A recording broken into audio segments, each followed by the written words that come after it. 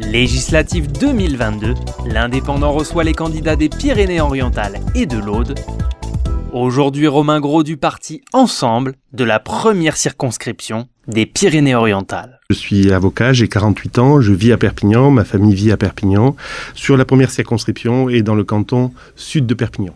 Pourquoi je suis candidat ? Parce que, première chose, il faut une majorité claire au président de la République. On ne peut pas avoir un président de la République élu au mois de mai pour qu'au mois de juin, on désigne une autre majorité parlementaire. Donc clairement, il faut envoyer le signal d'une majorité solide au Palais Bourbon pour que le pays continue à être gouverné. La deuxième raison pour laquelle je suis candidat cette année, c'est clairement pour représenter les intérêts du département et pour me battre pour les projets du département. Le palais de justice, le tribunal, la prison, le commissariat, le TGV, le train imprimeur, tous ces éléments, tous ces dossiers méritent l'investissement d'un parlementaire au service de son territoire, au service des Pyrénées-Orientales. Et la troisième raison, elle est fondamentale pour moi, c'est celle d'être un élu de proximité. Je vous l'ai dit tout à l'heure, je vis au milieu de la circonscription, je vis dans la circonscription. Ma permanence est toujours ouverte, elle est toujours accessible et j'y tiens. La première chose, c'est voter des lois qui vont dans le bon sens pour l'activité économique. Vous savez, je vous l'ai dit tout à l'heure, je suis avocat fiscaliste.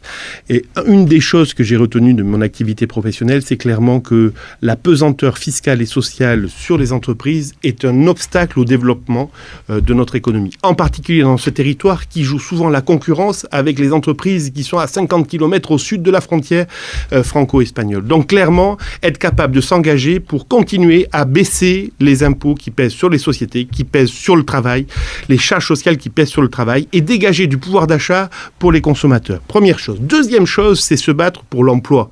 Alors se battre pour l'emploi en réduisant, comme je vous le disais, les charges sociales, mais se battre également pour l'emploi en favorisant l'accès à l'apprentissage. Vous savez qu'aujourd'hui, dans ce département, il y a 4000 apprentis. Il y a 5 ans, il y en avait 3000.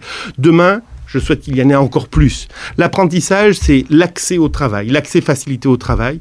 Sachant que, et j'en terminerai par là, ne l'oublions pas, dans nos vies, on le vit tous. On le dit à nos enfants, on le dit à nos familles. Le travail est un vecteur fondamental, essentiel d'émancipation individuelle et collective. Donc on doit se battre pour que le maximum de gens aient accès au travail.